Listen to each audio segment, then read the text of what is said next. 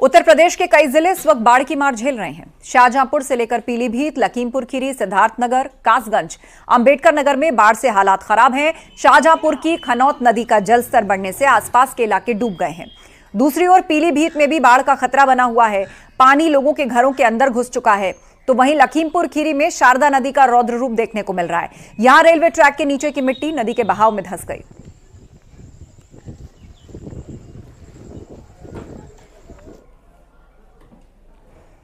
महाराष्ट्र में बुल्ढाना में मूसलाधार बारिश से हालात बद से बदतर हो गए हैं। कई गांव के गांव पानी में समा गए हैं, जिसके चलते जो जहां था वो वहीं फंसा रह गया। तस्वीरों में आप साफ साफ देख सकते हैं कि कैसे स्थानीय लोग ही रेस्क्यू में जुटे हैं। कोलरी गांव में बाढ़ में फंसे 6 लोगों ने जब बचाव की गुहार लगाई तो सरकारी मदद न पहुंचने पर स्थानीय लोगों ने ही राहत और बचाव कार्य चलाया और रस्सी की मदद से सभी को सही सलामत पानी से बाहर निकाला गया।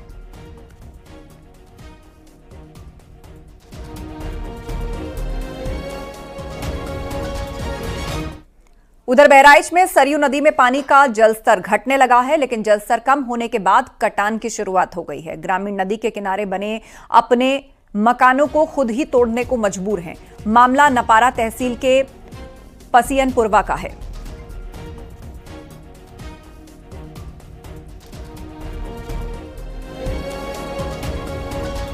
सिद्धार्थनगर में बूढ़ी राप्ती और बाणगंगा के जलस्तर के खतरे के निशान से ऊपर है और कई नदियां साथ ही नाले चेतावनी स्तर को पार कर चुके हैं।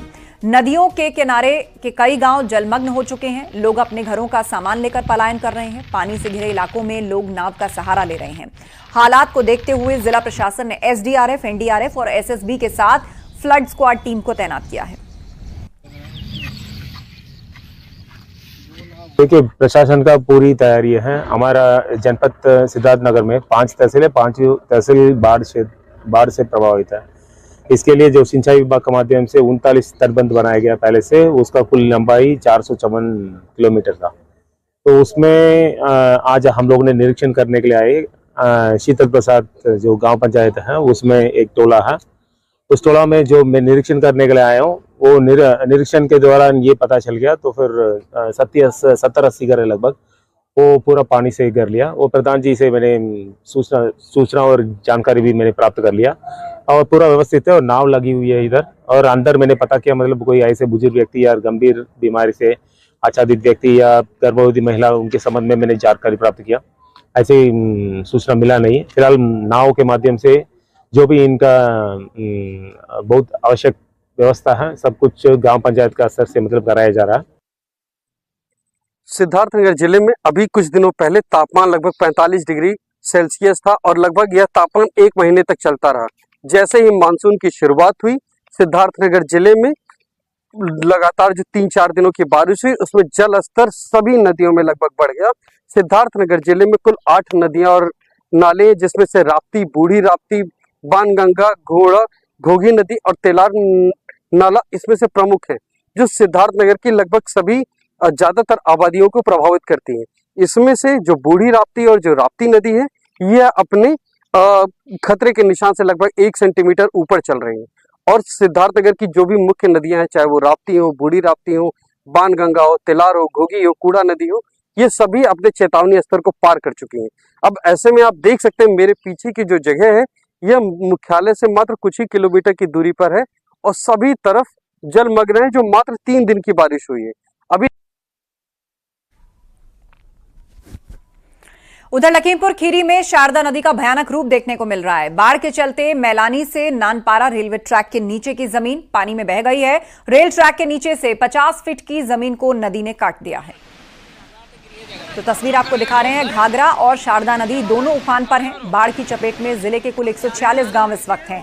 रेलवे लाइन पटरी के नीचे आप देखिए, जो मिट्टी और नींव होती है उसको काट करके पानी बहा कर ले गया है। पलिया कस्बे में नाव चलाई जा रही है, लोगों को सुरक्षित स्थानों पर पहुंचाया जा रहा है। लेकिन ये 2 तस्वीरें, रेलवे ट्रैक का क्या हाल हुआ है। लखीमपुर खीरी और पीलीभीत 2 जगह पर बहाव का तेज पानी ट्रैक के नीचे का पूरा बेसमेंट जो मिट्टी का बना होता है उसको अपने साथ बहा कर ले गया।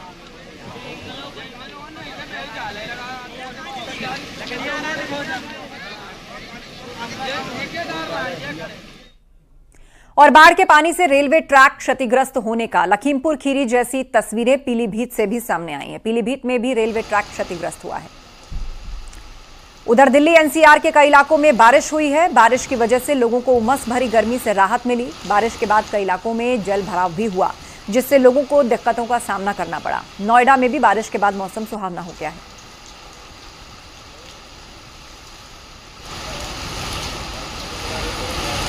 तो दिल्ली एनसीआर में मौसम बदल गया है। दो तस्वीरें। बारिश की ठंडी फुहार ने मौसम सुहावना जरूर किया, लेकिन कुछ जगहों पर पानी भर गया, जिससे लोगों को असुविधा हुई। उमस से राहत जरूर मिली, लेकिन सड़कों पर जब लोग निकले और जहां जहां पानी भरा था वहां लोगों को परेशानियां उठानी पड़ी। दिल्ली एनसीआर में मौसम सुहाना हो गया है। रिमझिम बारिश हो रही है और उमस भरी गर्मी से आम लोगों को राहत मिलेगी। आपको तस्वीरें सीधे नोएडा से दिखाएंगे। आप देखिए, हल्की फुल्की बारिश हो रही है, लेकिन जाहिर तौर पे उमस भरी गर्मी से राहत मिलने वाली है। अधिकतम और न्यूनतम तापमान में गिरावट जरूर दर्ज की गई है।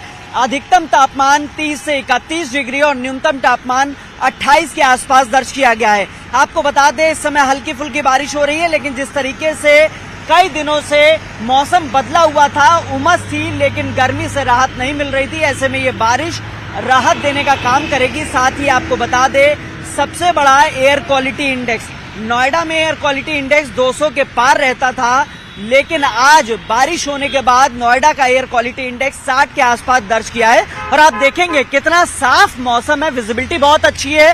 साथ ही हल्की फुल्की जो बारिश हुई है, रिमझिम बारिश हो रही है, इससे आम आदमी को राहत मिलने वाली है। तो जाहिर तौर पे जहां कई अन्य राज्यों में बारिश लगातार हो रही है, भीषण बारिश हो रही है, वहीं दिल्ली एनसीआर में बारिश का इंतजार था और वो इंतजार अब खत्म हो गया है। रिमझिम बारिश हो रही है, आम आदमी को राहत जरूर मिली। कैमरामैन संजीव के साथ हिमांशु शुक्ला, न्यूज़ 18 नोएडा।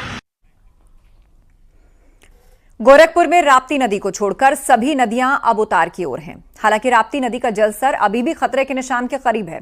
बाढ़ के खतरे को देखते हुए प्रशासन ने पूरी तैयारी कर रखी है। होकर बहने वाली सभी नदियां कल तक जितनी तेजी से बढ़ रही थी, अब वो चढ़ाव थोड़ा कम हुआ है। हालांकि राप्ती नदी, जिसके किनारे इस वक्त मैं खड़ा हूं, वो तेजी से अभी भी बढ़ रही है और वो खतरे के निशान से सिर्फ 35 सेंटीमीटर नीचे बह रही है। यानी कि आज शाम तक या कल सुबह तक ये खतरे के निशान को पार कर जाएगी।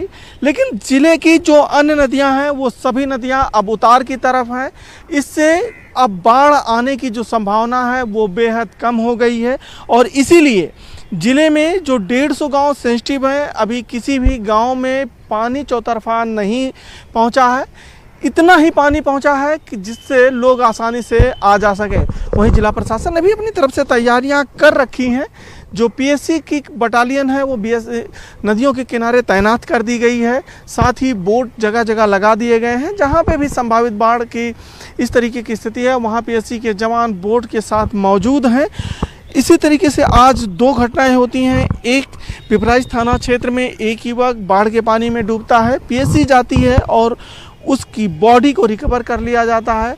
दूसरी बॉडी गीडा थाना क्षेत्र में पीएससी के जवान जो फ्लड के लिए तैनात हैं एनडीआरएफ के साथ, वो जाके वहाँ पे रिकवर कर लेते हैं।